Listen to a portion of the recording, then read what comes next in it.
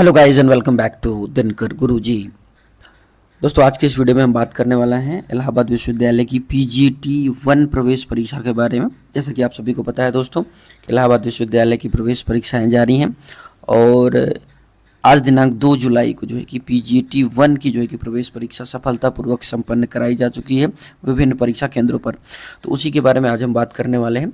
तो अगर आप इलाहाबाद विश्वविद्यालय में एडमिशन लेना चाहते हैं PG कोर्सेज में तो ये वीडियो आपके लिए काफ़ी इंपॉर्टेंट है। वीडियो को शुरू से लेकर अंत तक जरूर देखिएगा और अगर अभी तक आपने हमारे चैनल को सब्सक्राइब नहीं किया तो चैनल को जरूर सब्सक्राइब कर लें इसी तरह की इंपॉर्टेंट इन्फॉर्मेटिव वीडियोज़ लगातार पाते रहने के लिए।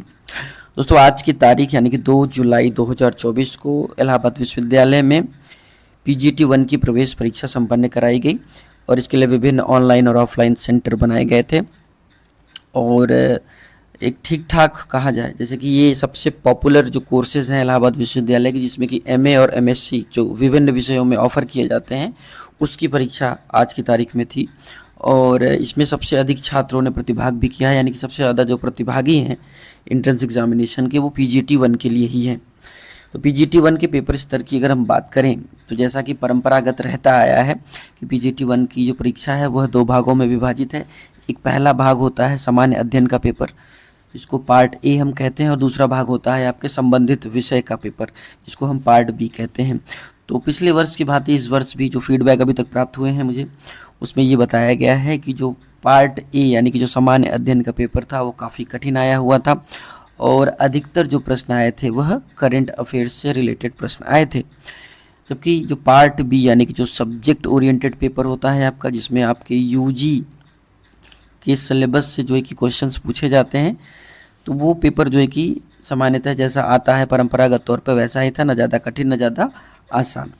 तो ये पिछले कई वर्षों में ये देखा जा रहा है दोस्तों कि इलाहाबाद विश्वविद्यालय में जो सामान्य अध्ययन का पेपर है वह कठिन होता जा रहा है। ठीक है, जैसे UPSC में अगर देखा जाए तो CSAT का पेपर कठिन होता जा रहा है, उसी प्रकार इलाहाबाद विश्वविद्यालय के PGAT के सामान्य अध्ययन का जो पेपर है वो कठिन होता जा रहा है। खास तौर पे PGAT-1 का जो पेपर होता है जिसमें MA और MSc की प्रवेश परीक्षाएं होती हैं।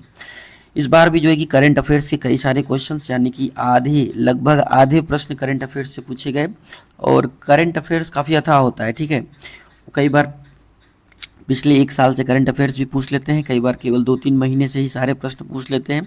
तो इस बार भी जो PGT-1 की परीक्षा रही इसमें ऐसा बताया जा रहा है कि जो है कि 2024 के जो प्रश्न हैं करंट अफेयर्स के वो काफ़ी पूछे गए हैं और इससे जो कि काफ़ी ज़्यादा स्टूडेंट्स परेशान भी हैं। लेकिन मैं आपको एक बात ये बताना चाहता हूँ, मैंने चैनल के माध्यम से और टेलीग्राम चैनल के माध्यम से भी आपको बार बार यह सूचित किया है कि आपका जो एडमिशन है वह आपके सब्जेक्ट ओरिएंटेड में आपके परफॉर्मेंस पे जो है कि डिपेंड करता है, यानी कि आपने अपने संबंधित विषय में कितना अच्छा परफॉर्मेंस दिया है उस पर जो है कि आपका एडमिशन जो है कि निर्भर करेगा।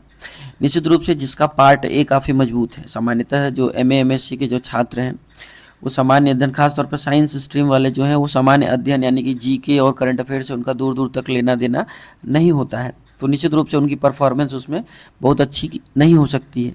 उसी प्रकार जो आर्ट्स या ह्यूमैनिटीज़ के स्टूडेंट हैं उनके लिए यह स्कोप होता है कि वो सामान्य अध्ययन के पेपर में भी बढ़िया कर सकते हैं, लेकिन सभी स्टूडेंट्स सामान्य अध्ययन को नहीं पसंद करते हैं या नहीं पढ़ते हैं। ठीक है, तो ये जो भी परफॉर्मेंस जो भी है वो आपकी रिलेटिव होती है। ठीक है, पेपर टफ था इसका मतलब क्या है कि सभी के लिए टफ था, केवल आपके लिए टफ नहीं था, तो इसको लेकर आपको परेशान नहीं होना है। पिछले वर्ष भी यही हुआ था कि करंट अफेयर्स के बहुत ज़्यादा क्वेश्चंस पूछे गए थे और निश्चित रूप से बहुत ज़्यादा करंट अफेयर्स कोई पढ़ता नहीं है। मैंने अब तमाम अपने जो स्ट्रेटजी वीडियोज़ हैं यानी कि MA के लिए जो बनाया है या MSc के लिए जो बनाया था उसमें यही बताया था कि आपको अपने सब्जेक्ट कंसर्न पर ज़्यादा फोकस करना है। तो अगर आपने सब्जेक्ट कंसर्न अच्छे से कर लिया होगा तो निश्चित रूप से आपका एडमिशन मेन कैंपस में हो जाएगा। आपको इस समय बिल्कुल भी परेशान नहीं होना है क्योंकि परफॉर्मेंस रिलेटिव होती है। सबके लिए अगर पेपर कठिन था तो कठिन होगा, ठीक है, ऐसा नहीं। अगर आपने पढ़ा है तो एडमिशन आपका निश्चित होगा, इसमें कोई दो राय नहीं है। बात अगर हम करें तो आपका रिजल्ट कब तक आएगा ये भी आप पूछेंगे ही। तो रिजल्ट आपका जो है कि जुलाई के अंतिम सप्ताह में देखने को मिलेगा। एक एक करके इलाहाबाद विश्वविद्यालय रिजल्ट जारी करता है, एक साथ जो है कि आपके रिजल्ट जारी नहीं होते हैं, तो धीरे धीरे करके रिजल्ट आपका जुलाई अंतिम सप्ताह में आना शुरू हो जाएगा। तो आपको परेशान नहीं होना है, आपको अपने विषय से संबंधित जो है पढ़ाई लिखाई उसको जारी रखिए। ठीक है, एडमिशन इलाहाबाद विश्वविद्यालय में होने की संभावना बहुत अधिक होती है क्योंकि मेन कैंपस में जो सीट्स हैं वो तो है ही हैं, साथ ही साथ आपके कॉन्स्टिट्यूएंट कॉलेजेस में भी सीट्स हैं। लेकिन मेन जो कंपटीशन है वो केवल मेन कैंपस की सीट्स के लिए ही होता है। ठीक है, मैंने भी जब पेपर दिया था 2021 में, तो मेरा भी पार्ट ए बहुत कठिन आया था, उसमें भी कथन और निष्कर्ष के कई सारे प्रश्न थे, तो मैंने नहीं कर पाया। लेकिन जो सब्जेक्ट था मेरा वो ठीक था, इसलिए मेरे सब्जेक्ट के कारण मेरा एडमिशन ईजिली हो गया मेन कैंपस में। तो सब्जेक्ट अगर आपने अच्छा किया होगा तो आपका एडमिशन हो जाएगा, इसको लेकर आपको परेशान होने की बिल्कुल आवश्यकता नहीं है। और इसके अलावा भी अगर आपके कोई डाउट है, कुछ और जानकारी चाहिए, तो आप कमेंट सेक्शन में हमसे पूछ सकते हैं, उसका जवाब देने का प्रयास किया जाएगा। अगर ये वीडियो आपको पसंद आए तो वीडियो को जरूर लाइक कीजिएगा, चैनल पर नए हैं तो चैनल को सब्सक्राइब करके बेल का आइकन प्रेस कर दीजिए इस तरह की इंपॉर्टेंट वीडियो अपडेट सबसे पहले पाने के लिए। अपना बहुत बहुत ध्यान रखिएगा। जय हिंद, वंदे मातरम।